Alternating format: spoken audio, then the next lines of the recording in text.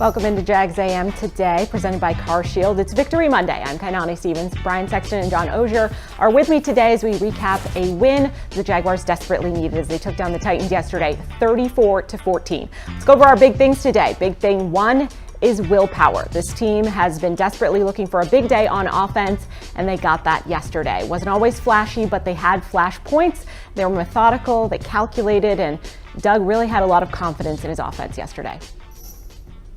I thought Trevor played extremely well. Obviously, bounced back from last week and put together a good performance. Ran the ball, two rushing touchdowns, right, today. Did a great job. Saw the field extremely well. I thought offensive line, protected him well, and it was good to get Zay back as well. But overall, Trevor played really well today.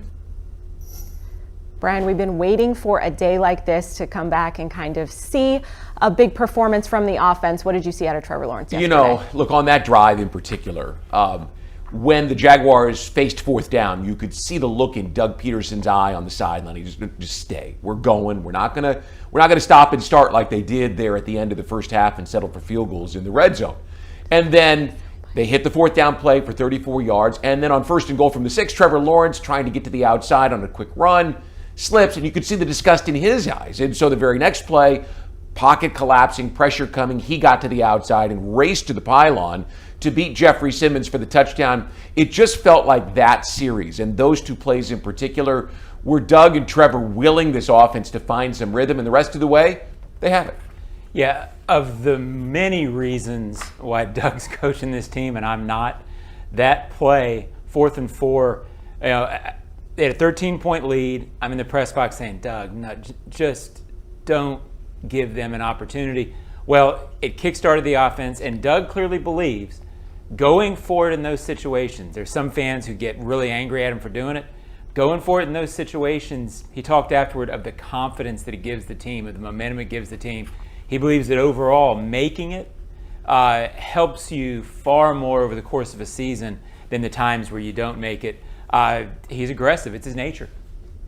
Our big thing number 2 today is going to be +2. We've talked about the turnover issues for this team the last couple of weeks. That certainly hurt them against the 49ers, but they were pretty good yesterday, and they were able to force some turnovers as well, which we know is a huge part of their defense, but also being smart with the football on offense. That was just something I felt at that time just to kind of keep, because we were moving the ball, felt good about it. Again, it's when I show confidence in the team and they respond like that, it just breeds confidence in them. Doug had a ton of confidence in the offense to go for things on fourth down or in certain positions in the game, but also they were smart with the football, John, and that's something we've been harping on for weeks, that they needed to not turn the ball over. Yeah, I got an email from somebody saying, hey, analyzing this game and saying that the team that wins the turnover battle is going to win the game, isn't that like saying the team with the most points is going to win the game? Well, ha ha. But on this team in this season, the turnover thing has been the thing. And if you think about it, Brian, in that game yesterday, the Titans have momentum, and they have 2 big plays, and all of a sudden they fumble the ball, Jaguars down and score. The second turnover, the game was probably out of reach anyway.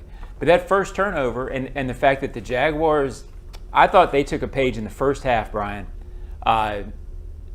Every possession that ends in a kick is a good possession. Yeah. They got to the red zone, they got a touchdown early, and then they wanted to score touchdowns, but they wanted to get points. I thought they played that smart. Don't make mistakes. It's what's killed you so far this season. Well, it wasn't just the fumble that they recovered, right? It was the 2 dropped interceptions that they had, jumping routes on Will Levis. They were very aggressive. They just didn't pull those in. Good, right? I mean, get after the ball. I looked this morning, the Jaguars were tied for the league lead with 20 takeaways, back on top where they belong, and more importantly, that 17 giveaways, which is tied for the 4th most in the NFL right now. That number is still 17. That's the really important part. This team has to protect the football. Every team does.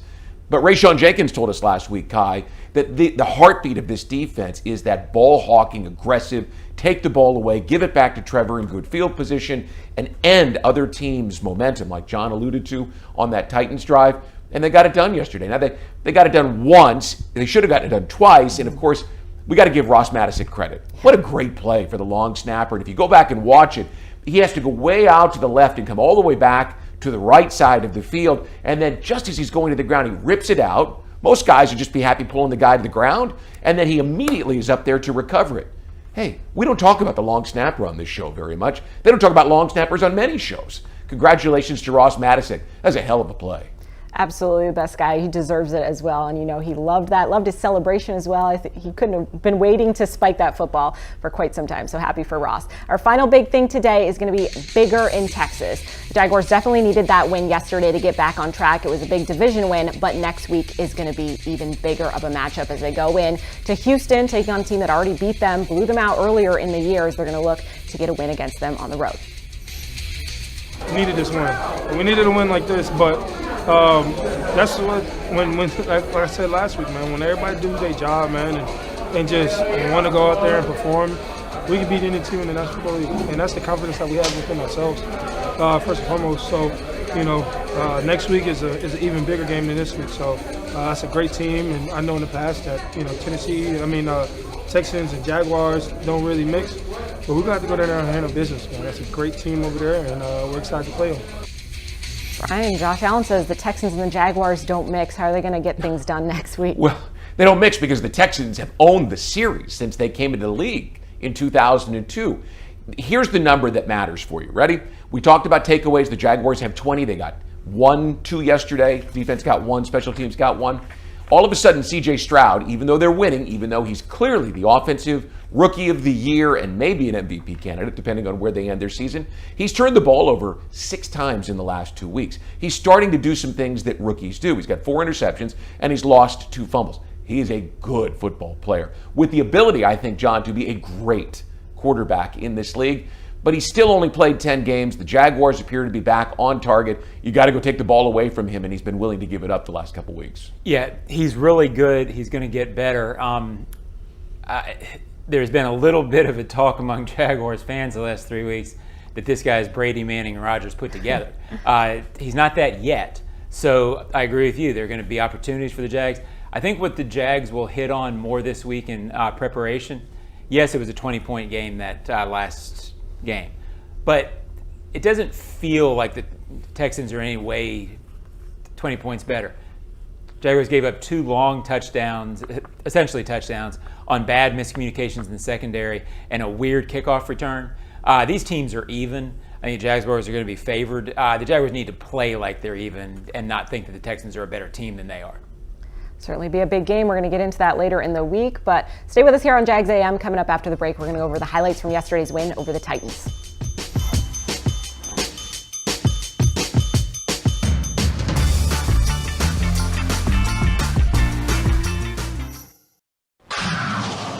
Jaguars fans, huddle up for the best defense against expensive car repairs, CarShield. Score big with the nation's #1 automotive protection company, CarShield. They offer affordable plans that cover over 6,000 parts and systems in your car, truck, or SUV. Don't miss any Jaguars action this season with a car breakdown. Call the MVPs at CarShield for the best coverage ever. Call 800-471-1223. 800-471-1223. Go Jags!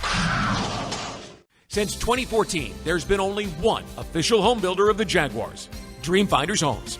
With quality-built homes and a speedy move-in process, we're in 20-plus communities in the best locations across Northeast Florida. Dreamfinders Homes is everywhere you want to live. So get off the sidelines, Jags fans, and get into the game. Let Dreamfinders help you navigate your home purchase and offer great interest rates. Visit DreamfindersHomes.com for all your move-in ready homes and step up your game. Frank Frangie here. When you want barbecue in Jacksonville, you want Bono's Pit Barbecue. You can find Bono's locations all around town and on game day at Everbank Stadium because Bono's is the official barbecue of the Jacksonville Jaguars. Over 70 years of authentic Southern Pit Barbecue. We are the local barbecue joint in BBQval for generations of people in Jacksonville. Go to bonosbarbecue.com to learn more or call 904-880-8310 today. And remember, if you don't see a pit, it ain't legit. Move the freight, move the freight. Magellan Transport voted the coolest office space in Jacksonville. You can apply online at www.magellanlogistics.com. we know we are explosive offense, explosive players, and you know that we have a lot of, players that can make plays. And like I said, we just got to be in those moments and own the moment and win, no matter who we playing against. We just got to do that. Win. We finally saw some action out of the offense, right? A little bit of everything. Calvin Ridley got involved, which we've all been dying to see what he's capable of, and felt like the offense we were hoping to see in the preseason. We knew they could be. They just hadn't quite gotten there yet. We're not going to show one of these plays, or either of these plays probably, on highlights. So let me just tell you the two that I thought best exemplified the offense yesterday. Third quarter, the second drive, or the second touchdown drive for Ridley, right? You have an 11-yard run by Travis Etienne. And on the very next play, you can see the safeties creeping up towards the line of scrimmage. Next play, 26 yards on the Titans sideline to Calvin Ridley. That's what this offense is. Use the run to set up the deep shots. And of course, I think the Jaguars averaged 9.3 yards per attempt yesterday, which is a significant increase from where they had been. The running game and play action sets up everything for this team and gives them the opportunity to be that downfield offense that I think we all have been waiting for. Yeah, I talked about the defense at the top of the show because I thought the defense shutting the Titans out while the Jaguars sort of got things going in the first half was really big, because had the defense given up a couple of touchdowns, then all of a sudden at halftime the offense is, not getting 3 touchdowns in the red zone would have really felt like you're tight. I thought that enabled the Jaguars to come out and play loose in the second half and free and sort of get, I guess, where they wanted to go. I think the story of the game was the offensive line. After a disastrous performance against San Francisco, for them to come out and play well against a defensive front. I'm not going to say it's as good as San Francisco, but if San Francisco's here, that doesn't mean Tennessee's here. Well, Jeffrey Simmons pretty good. is one of the best 3 or 4 defensive linemen in the game. And he showed it in a few spots, but he didn't dominate the game. No. And I thought the Jaguars' offensive line, let's be honest, because Trevor could move, it helped everything, and it looked a lot more like the offense we thought it would.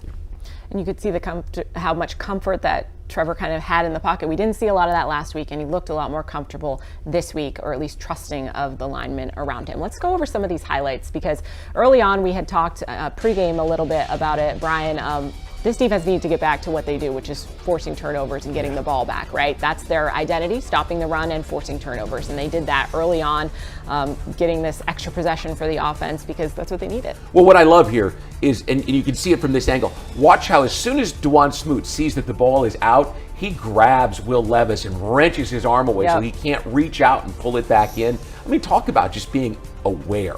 Savvy play.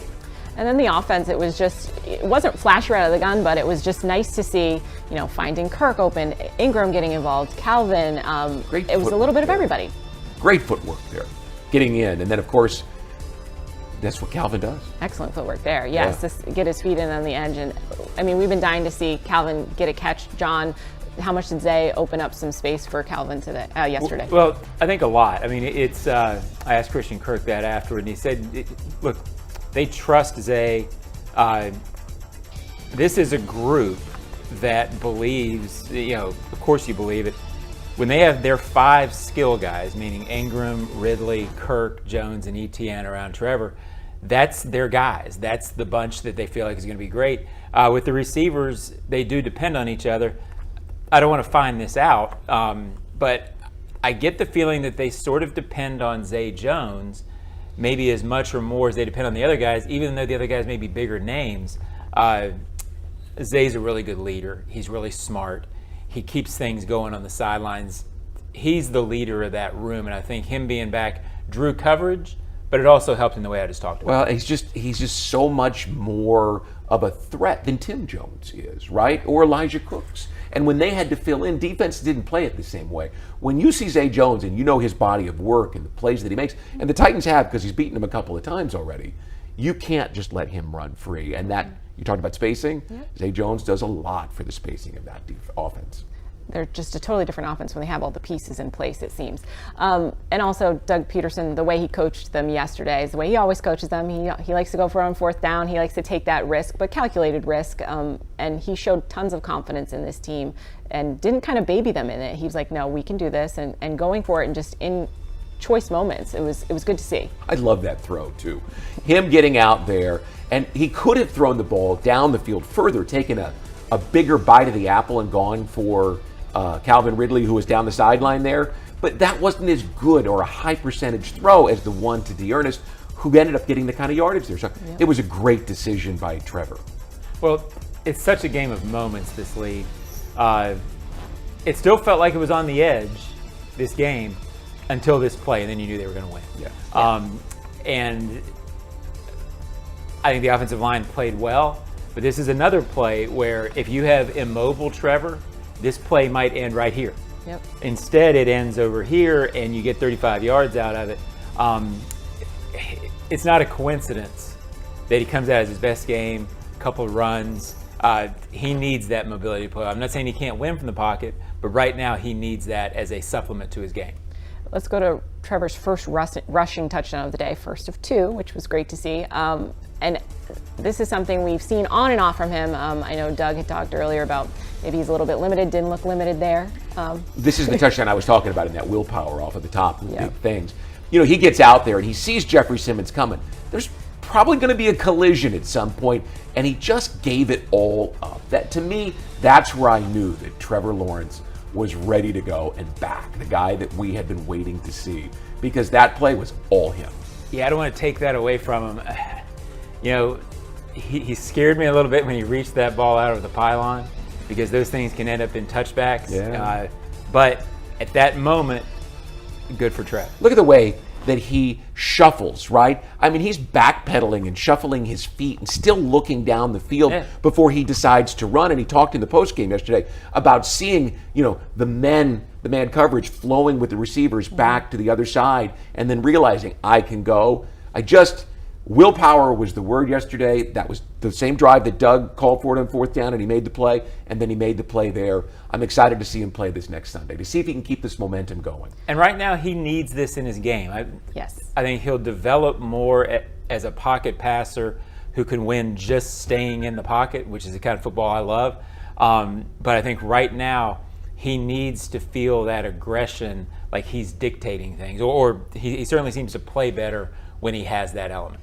Diving play always looks good when you get the touchdown right, so that always helps. And I'm sure running from Jeffrey Simmons was enough motivation for him as well. Let's look at that second passing touchdown for Trevor yesterday to Calvin, because obviously we've seen Calvin get one touchdown before, but 2-touchdown game, over 100 receiving yards. That was a huge day for him, and just to see his, not that he gets down on himself, because he really doesn't, and he hasn't been disruptive by any means, but just to see his involvement, you could tell that confidence boost was there, and just what he's been able to do. I think the limited stats we've seen, but the games that Zay Jones plays, Calvin Ridley really benefits from that. I underestimated, I think, how it might take him more time to get back into the flow of the season after missing 2 years. He's shown us some things this year, and it hasn't always been his fault. The offense has not given enough time for Trevor, and Trevor hasn't been mobile. But I thought yesterday was important, John, and you heard it in his voice in the postgame, because he has been talking about how good of a player he is. He has been boosting his own confidence and letting people see the confident Calvin.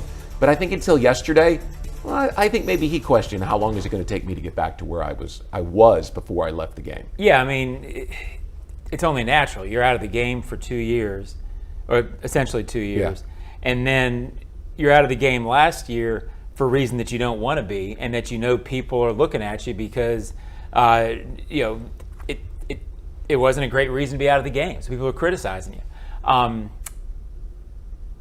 I think it's unfair to him to say that he hasn't helped this team already. I'm not sure they win week 1 in Indy. No, they don't. Without him. The touchdown against the Falcons, I know it came on kind of a busted play, but that got you going. You don't win against Buffalo and London without him at all. And then yesterday he has a huge impact, 300-yard games. A lot of criticism from him in my inbox last week. When is it okay to start criticizing Calvin? Well, you can criticize anything you want if you're a fan. But this kid's good. The 10 interference penalties, holdings, whatever, that shows you enough but he's hard to cover.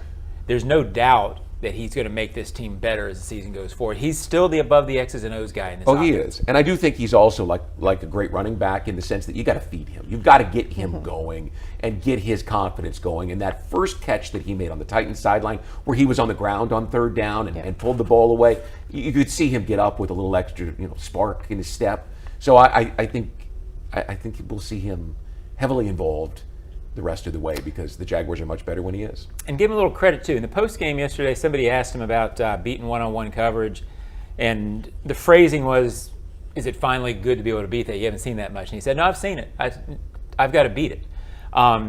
He's a confident kid.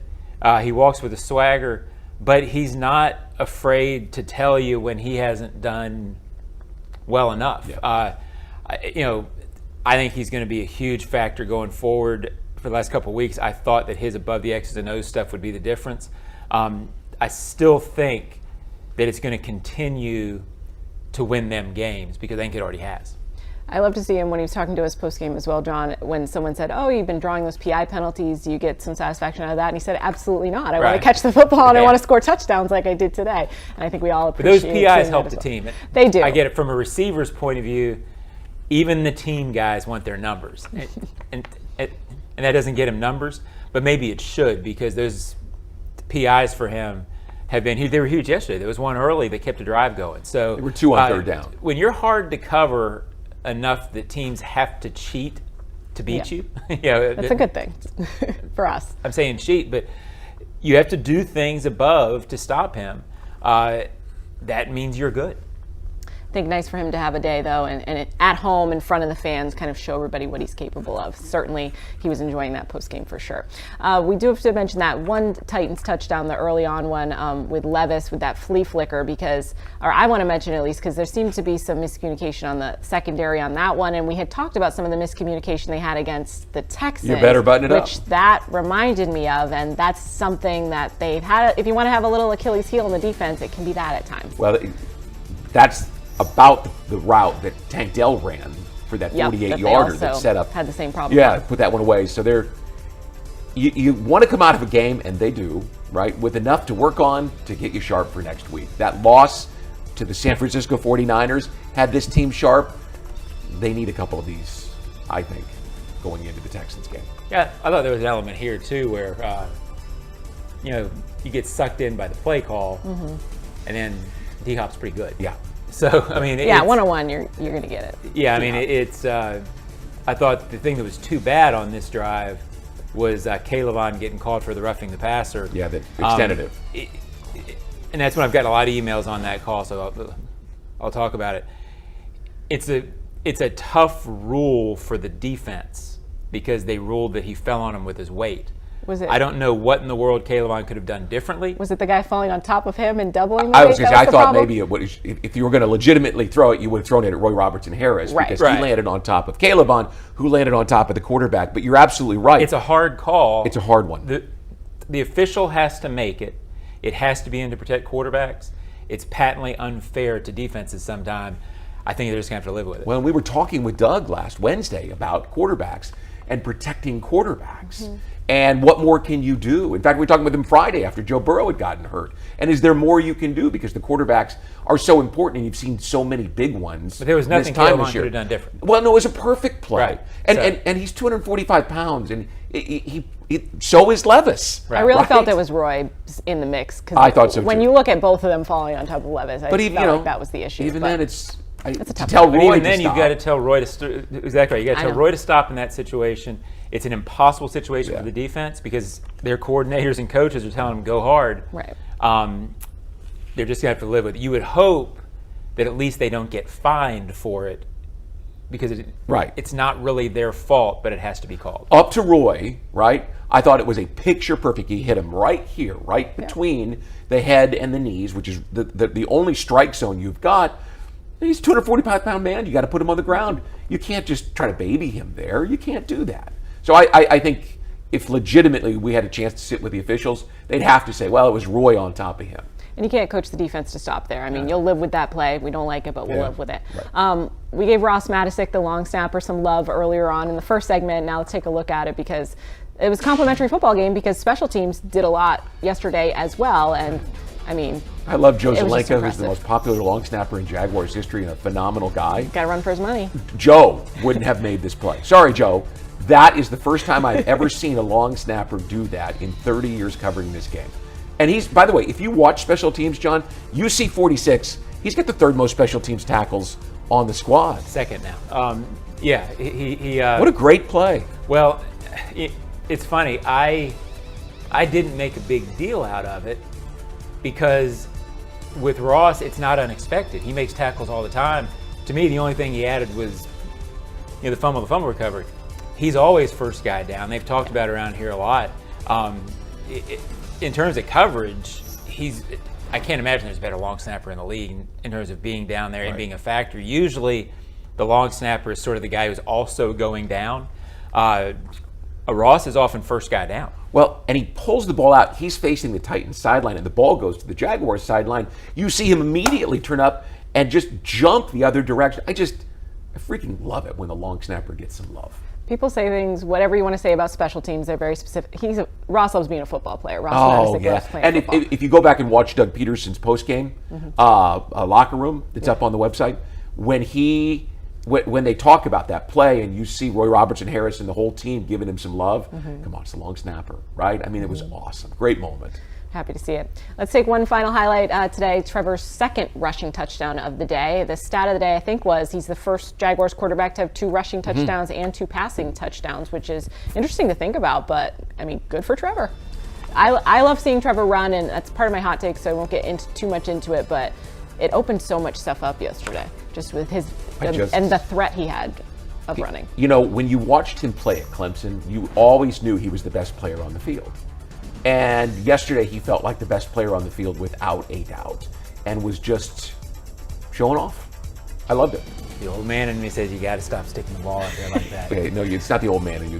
It's going to bite him. Especially putting it back on the inside arm. Good for him. Yesterday he needed it. This team needed it. It worked. Yep. But be careful. There you go, John. It works, it's fine. When it stops working, then we'll talk about it. How about that? Fair. All right, we love it. All right, stay with us. Coming back, we'll go over some of our hot takes for the team after the break.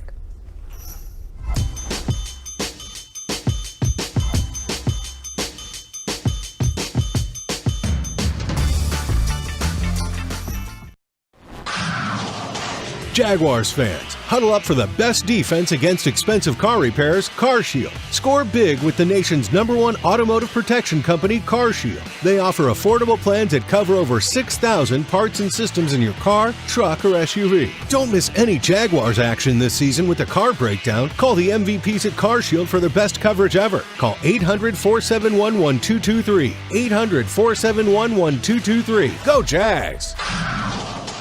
The kick is up. It's good! Score winning sub deals this Jaguars regular season at Firehouse Subs. Get 2 medium subs for just $10 after any game when the Jaguars kick a field goal of 40 yards or more. It's a bold deal for the bold city. Sign up at firehousesubs.com/field goals for Firehouse for offer details and to automatically receive this offer when you use your Firehouse Subs rewards account. Redeemable only at participating Jacksonville and Orlando area restaurants. Only available on the Firehouse Subs app and online ordering. The 2023 season is pawsome. Introducing the Four-Legged Fan Club, the Jaguars' official fan club for pets. Presented by Forever Vets Animal Hospital, your furry friend can access exclusive merchandise, events, and sweepstakes throughout the season. Fan club members will be automatically entered to win the Pet of the Game sweepstakes with 2 Jags tickets and sideline passes for pet owners and the chance for your pet to be featured on the video boards as Pet of the Game. Visit jaguars.com/promotions/Four-Legged Fan Club to sign up. Sign up your furry friends for the Jaguars' official Four-Legged Fan Club for Pets, presented by Forever Vets Animal Hospital. Your pet will receive access to exclusive merchandise, events, sweepstakes throughout the season. Visit jaguars.com/promotions/Four-Legged Fan Club to sign up today. I don't think we talk enough about the defense. They're the ones that have kept us in the majority of our football games this season. And they did a nice job today. It was one of the things that we knew going in we'd have to, slow down this run game. And I thought for the most part did a nice job, control the line of scrimmage, and they played fast. They played fast today, and that was good to see. Our secondary was on point. I have to politely disagree with Doug on that one because we talk about the defense all the time because they are amazing and they are the backbone of this team for sure this season. But, probably won't get as much love in this particular game, but they played outstanding. Yeah, it just felt like they were on it, and I kind of got the sense from Rashawn last week that they would be. He's the heartbeat of this defense. I know you can point to a lot of different guys, but he's the energy, I mean, I don't know how to describe it. He's like an energy drink for those guys. I mean, he just juices them up, and I got the sense last week that they were going to come up with some takeaways because of him. Yeah, I thought going into the game, the defense ability to stop the run and to create takeaways was the thing that it was the matchup edge that I thought would enable the Jaguars to control the game. And I think it did. I was right. Pat me on the back, Brian. So, okay. And I thought it really helped them be the dominant team and allow them to be in control. Some games when you're a good team, you're supposed to come out of it at the end, okay, that was a relatively easy one. And they're never easy, but you know what I'm saying? You never really felt like the Titans were going to win that one. You got to get some of those because you're just the better team. The defense enabled them to be the better team. And for the most part, out of 17 games this year, I've said it multiple times, I think they're going to be really, really good 12 or 13 times. It's hard in this league to be great defensively every week because the offenses are so good. But they've gotten them to 7-3, and I think most of the offense would tell you if the defense wasn't playing well, this record would be a lot different. Certainly would be. Let's go through our hot takes this week. Brian, we'll start off with you. What's your hot take? All right. Well, look, 9 carries for 21 yards and a 2.6 yard per carry average is not going to dazzle anybody. But buried in there were 3 6-yard runs in the fourth quarter from Tank Bigsby. That is an element that this offense needs. And I was talking with a member of the personnel department during practice last week, and I said, if you get a lead this week, will you see Bigsby with the ball in his hands more than just once or twice? Give him the ball. And there was like, yes, we're waiting for that moment in the fourth quarter to feed him and get him confident. Those 3 6-yard runs showcase power, they showcase patience, they showcase just enough wiggle to get over the top of a defender and find more. Look, Dearness Johnson is the number 2 back right now, but he's not the power back. And Travis Etienne is a home run hitter, and he can run with power occasionally, but I don't see him as the power back. John, I think you're going to need this guy to come in and hammer out on 3rd down and 4, whether it's this week against the Texans or Monday Night Football or in Cleveland on a cold day coming up in a couple of weeks. I think Tank Bigsby is going to have some big opportunities, and I think he'll come through. He's a good football player, despite the fact that he's had a ball come off of his hands a couple times in the passing game. Yeah, he's been so criticized, and frankly, rightfully so in a lot of situations. I've thought Tank's biggest hurdle has been that in this offense right now, he's not going to get 15 carries a game. Right. And I think I said this last week, if you gave Travis Etienne 3 carries a game right now, you wouldn't have any idea if he was any good or not, because the offensive line is not blasting holes. It has been the running game has been a stick-to-it running game, meaning 1, 2, 1, and then 17 yards. Well, Bigsby really hasn't had a chance to get involved, and he needs those carries. I still think that if he had to carry the load in a game, that you would see more of what you saw late that you're talking about. I think he's going to be a good player. And I don't think the fumble against the Steelers was a fumble. I'll say that again. The ball's gone off his hands in 2 different ways. They've both been interceptions. I don't think the fumble was there. I don't think he's got a problem, even though people have taken that as the narrative. I don't think he's a liability. My problems with Tank, and I agree with you, I think seeing what he did in the fourth quarter was excellent. He needs to be fed the ball a couple times in a row, same drive, get him going. But that's when you're up by 3 touchdowns. Right. Because I don't think we can put him in early in a game when there's still things at risk at this point. And it's not because I think he's going to fumble necessarily. It's because what he did on special teams, costly penalties, not blocking, not knowing the coverage, things like that. And I don't put anything against him. I think we get so caught up in rookies playing really well immediately. I think he's someone that in his second year is going to be amazing. It's, you see the jump that Devin Lloyd has made in his second season. You see once they understand playing NFL football, I think Tank can be one of those people, but it's week 12 and I don't trust him in the first and second quarter when this game is close. You just can't shy away from talent, and he's a hammer, and they have not been good on 3rd down, and you're going to need him. I'm telling you, you're going to need that power back at some point in this 7-game stretch, and you can't be scared. He's not.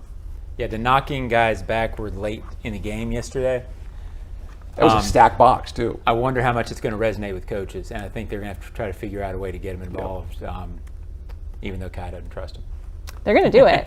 It's week 12. I can't at this point. I can't do anymore. Doug will do it because Doug is that kind of coach, and he'll find a way. And I would love to be wrong. Please run this tape back at me when I'm wrong and Tank has a day. I hope that happens very, very soon. John, what's your hot take for us this week? I went with this team's good, and it's good whether fans believe it or not. It's such an up and down thing, and there was so much angst last week. I don't know if it's a great team. I don't see this team. I hope I'm wrong. I don't see them being a Super Bowl favorite going into the playoffs. I see them maybe being 12-5, 11-6, maybe 12-5 now. But they're good, and good teams do what they did yesterday, which is take care of business against teams that aren't as good. How many games, Brian, in the past do they play just a muddled game yesterday against another team that's struggling? And it's just more often than not. Yeah. I get the fans who want them to be at this Chiefs 49ers level. I don't know if they're there yet. I think they can get there, but they're good. And I guess the point of the hot take is they have a chance to get there if they improve, and that's what December and January will be about. Well, let me tell you where they can improve. And folks, you've heard this from me ad nauseum. 4 of 12 on third down yesterday. They couldn't stay on the field, okay? And 2 field goals in the red zone in the second half. If you score those 2 touchdowns and you're up 21-0 going into halftime instead of 13, then you look like a great team and not what I think is a very good team, right? I'm with you. They're good. They get to that great level when they're near 50% on third down. Give me 47. I'd take it, right? And when you're scoring touchdowns 75% of the time in the red zone. There's no doubt they've got the weapons, right, to do that. They just have to execute better. If they improve on those 2 areas, they will be a team that will make noise in the playoffs and maybe be a Super Bowl contender. And there are a lot of teams in the league right now sitting record-wise who I don't think would tell you the straight face, hey, we can get to great this year. The Jaguars have the ability to get to great, and I think that's what is going to make the final, 7 games? Yeah. To me, that's the storyline. Can they go from here to here? Good with a lot of upside. I think that's a good way to describe it. My hot take this week is about Trevor Lawrence, and we saw 2 rushing touchdowns from him yesterday. And I don't know if we need touchdowns from him every time, but we need to see him keep running, because that ability and that threat, not that he's, a crazy fast guy, but he can turn on, the heaters when he needs to. And he gets there, and I think the thing about it, in our highlights, we looked at that play on 4th down when he looked like he was going to run, kind of drew everyone in, and then found Dearness Johnson. That's what I want to see from him more, because the status of the O-line, they played pretty well yesterday, but it's still not a stout offensive line. So he does need to be able to be mobile and then use that to create other things. And from what we saw from him yesterday, certainly capable of doing that. Well, and I loved on that first touchdown run where he was still, shuffling his feet and backpedaling, but looking, for the ball down the field. He didn't necessarily want to run, but then he saw it was his best option, and he did. You need that threat to keep defenders honest. Yeah, it was clear watching yesterday that he hadn't been the same guy the last 3 or 4 weeks. And I credit him for playing, giving them a chance to win in those games. He, as I said earlier in the show, he needs that element, that threat right now to make him feel like Superman, so to speak, right? I mean, and that's what he sort of started feeling like as he figured out, hey, I've got the mobility, I'm on it today. That confidence boost, you can tell he plays differently with it. Stay with us. We're going to preview the rest of the week coming up after the break here on Jags A.M.